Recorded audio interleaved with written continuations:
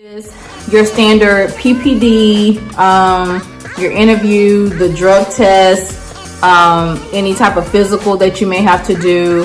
The part of the, you got your recruiter, then you got your credentialing. And credentialing, they'll reach out to you once you know that you had an offer on the table for the job, and that you have accepted the job. Then the credentialing department will reach out to you, and they'll go ahead and get, the ball. That's probably like the most annoying thing, is me trying to work, move, pack, and then in the meanwhile, they're shooting you emails, giving you calls, letting you know they don't got this, that, and the third, licensing, your drug test hasn't came back.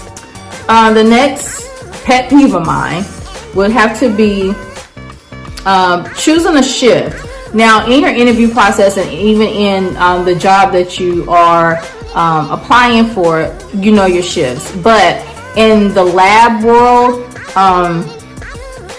shifts are different. You are on a whole nother shift when you work in a lab. It is not your standard, typical, routine of 7 to 3, 9 to 5. This time in my assignment, I did choose a later shift.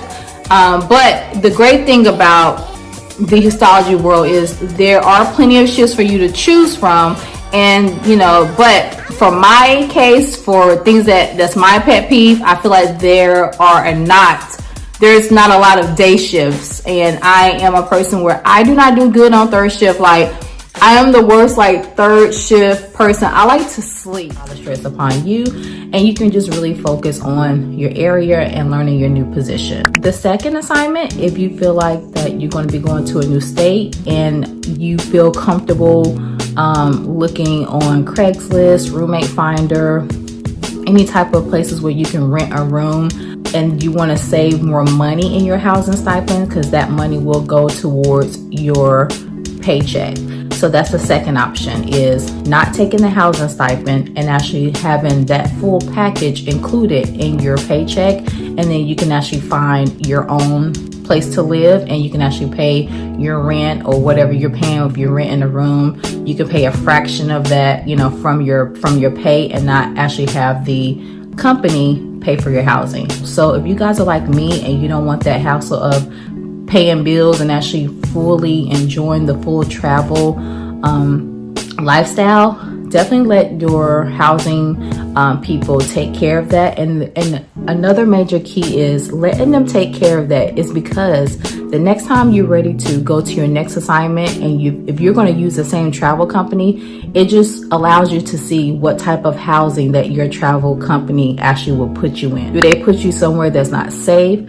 Are you able to be somewhere that's close to your job? You don't have to have a far commute. And one thing I can say about AMN is that they always put me somewhere in a good neighborhood, and I was 5 to 10 minutes away from my job. These are just the things that will come along, if you decide to change, agencies. But if it's not broke, don't fix it. One thing I can say about my last travel company is that I always knew that I was going to have somewhere good to stay. So that was a plus, because that's what matters the most to me.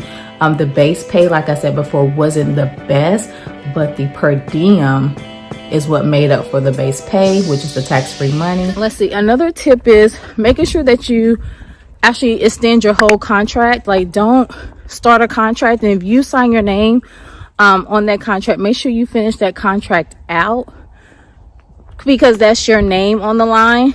Now, I have seen several different texts come through, and they do not complete their contract. That's normal. That happens.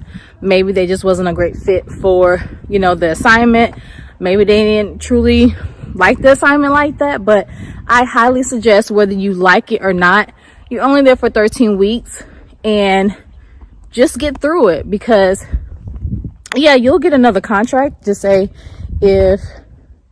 because you're going to get another contract, but your name is on the line, your character is on the line.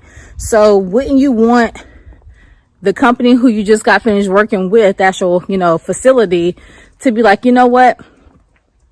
I would definitely hire so-and-so back for another contract, because you just never know if you need to go back to them for, on a later assignment. So definitely fulfill your contract.